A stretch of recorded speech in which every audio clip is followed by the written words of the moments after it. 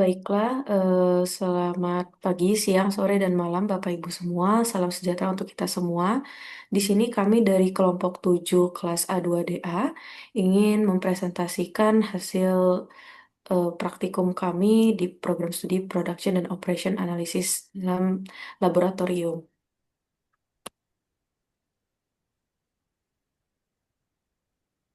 Saat ini rumusan masalah yang kami ambil yaitu yang pertama, bagaimana pemilihan metode forecasting yang tepat dapat meningkatkan akurasi prediksi permintaan komponen dalam produksi Yellow Bike di La Familia Bike.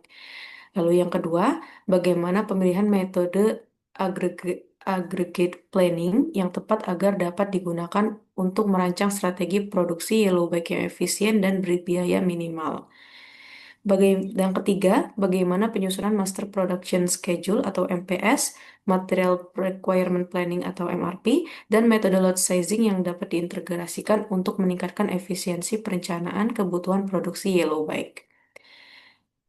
Lalu yang keempat, bagaimana penerapan sistem Kanban dan Operation Scheduling atau CDS Algorithm dan Gantt chart dapat mengoptimalkan aliran kerja dan utilisasi kapasitas produksi Yellow Bike.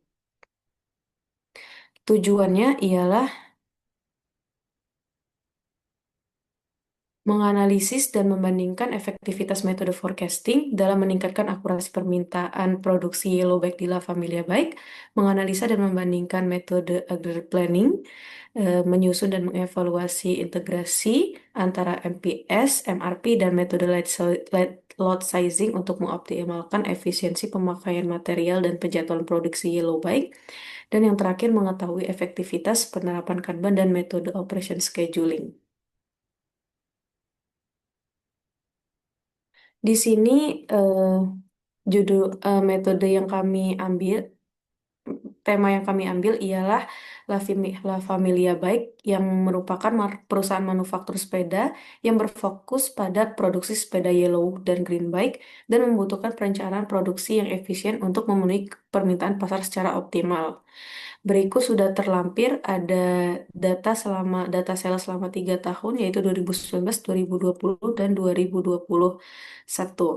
Dan dari sini dapat dilihat bahwa sales produksi ini selama 3 tahun ini memiliki 4 puncak. Selanjutnya untuk metode forecasting, forecasting adalah proses memperkirakan permintaan di masa depan berdasarkan data historis untuk mendukung perencanaan produksi. Dan ada 4 metode, yaitu time series decomposition, moving average, Holtz, dan Winter. Dan dari hasil eh, metode yang kami gunakan, itu didapat didapat mean average error, eh, average devaluation dengan persentasenya seperti ini gitu ya. Dari 1,75, 3,71 sehingga menghasilkan rata-ratanya di 1,75 dan terlampir berikut. Lalu, untuk metode agrarian planning yang merupakan perencanaan kapasitas dan produksi jangka menengah yang bertujuan untuk menyelaraskan permintaan dan penawaran secara keseluruhan, metode ini dapat terdiri dari 4, yaitu Zero Inventory Plan, Constant Workforce Plan, Overtime plus Lot of Sales, dan Overtime plus Subcontract. Dengan perhitungan yang didapatkan minimum cost ialah 214 juta, 25 214 miliar, 25 juta, 498 ribu, dan 400 rupiah.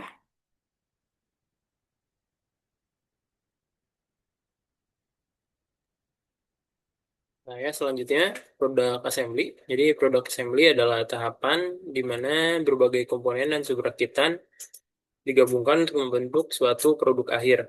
Proses ini sangat bergantung pada perencanaan yang cermat dan juga ketersediaan semua material yang diperlukan.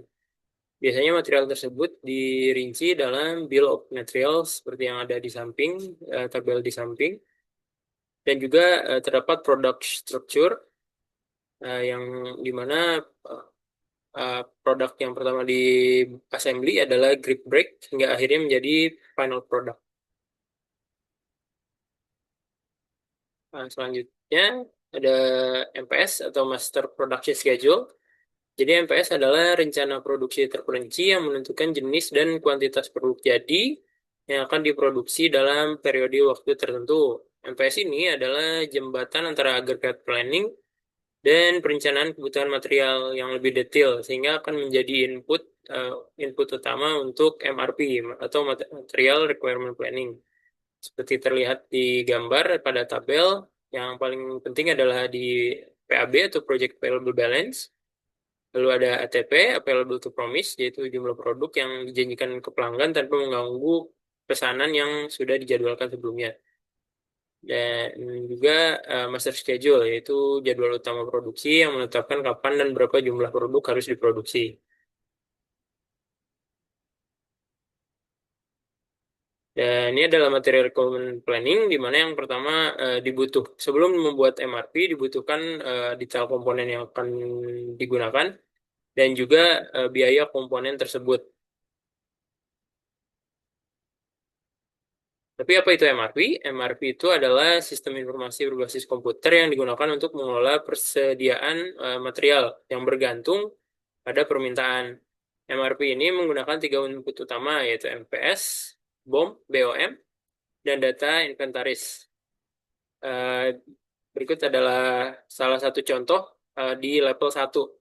MRP ini bisa masuk ke beberapa level.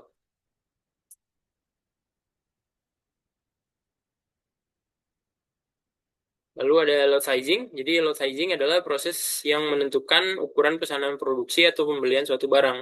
Sehingga load sizing digunakan untuk menentukan jumlah item yang akan dipesan atau diproduksi dalam suatu waktu. Ada 4 metode load sizing, yaitu Silver Mill, Part Period Balancing, is unit cost, dan juga Wagner-Witten. Keempat metode ini memiliki kelebihan dan juga kekurangannya masing-masing. Silvermill menawarkan kemudahan implementasi, PPB atau Part Period Balancing mengurangi frekuensi pemesanan umum, list unit cost memberikan efisiensi biaya per unit terutama dalam kondisi permintaan yang tidak stabil, dan juga Wagner-Witten yang memberi solusi optimal secara biaya namun memerlukan sistem perencanaan yang sangat canggih. Pemilihan metode yang paling sesuai bergantung pada kondisi dan aktual perusahaannya masing-masing. Lalu selanjutnya ada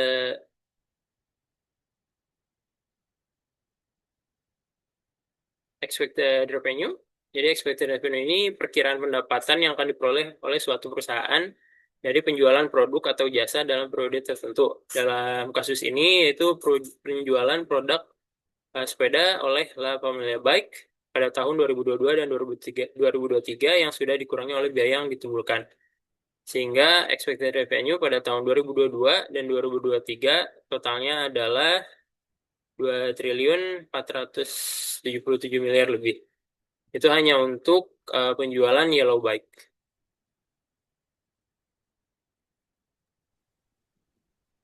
Ya, baik, selanjutnya saya akan menjelaskan mengenai inventory control dari La Familia Bike ini menggunakan metode Kanban. Metode Kanban ini adalah sistem visual untuk mengontrol aliran material dan produksi secara efisien dengan menggunakan kartu sebagai sinyal pemesanan atau produksi ulang.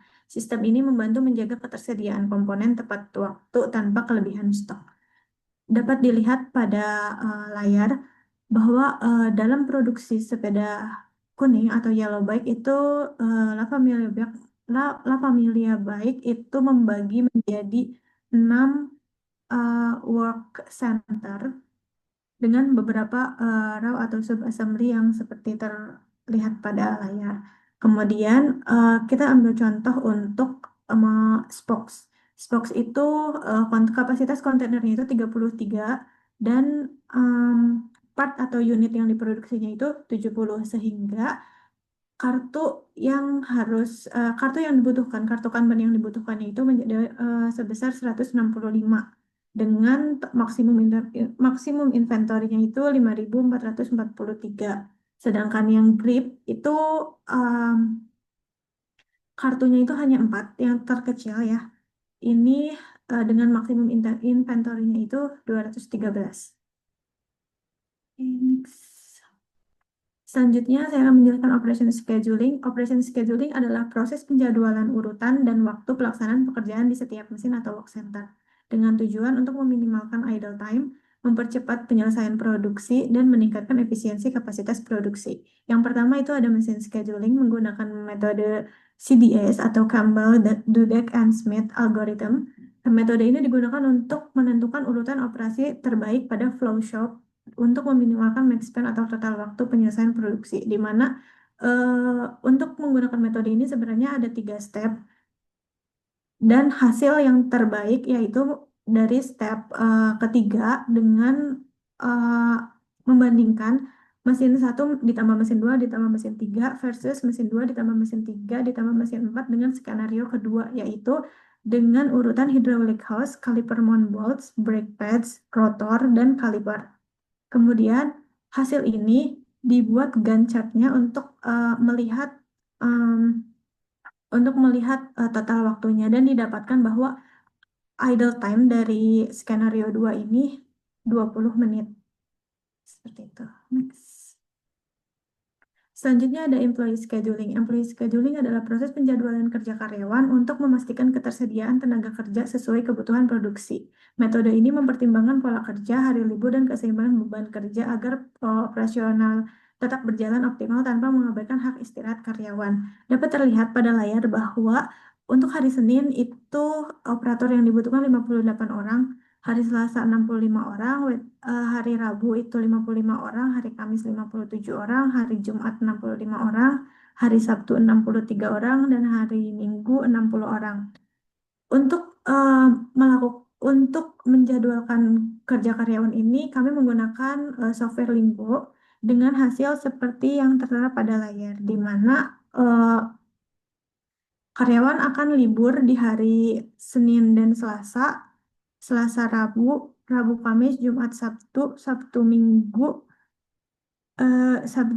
dan Minggu Senin. Seperti itu. Next. Untuk kapabilitas itu sendiri, La Familia Bike itu memiliki mesin idle time-nya itu 40 jika kita memproduksi produk, menunggu satu produk itu selesai, dan membutuhkan waktu 38 menit. Working hours dengan 8 menit.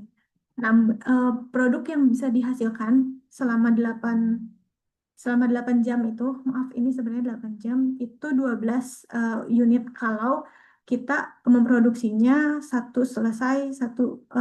menunggu satu selesai.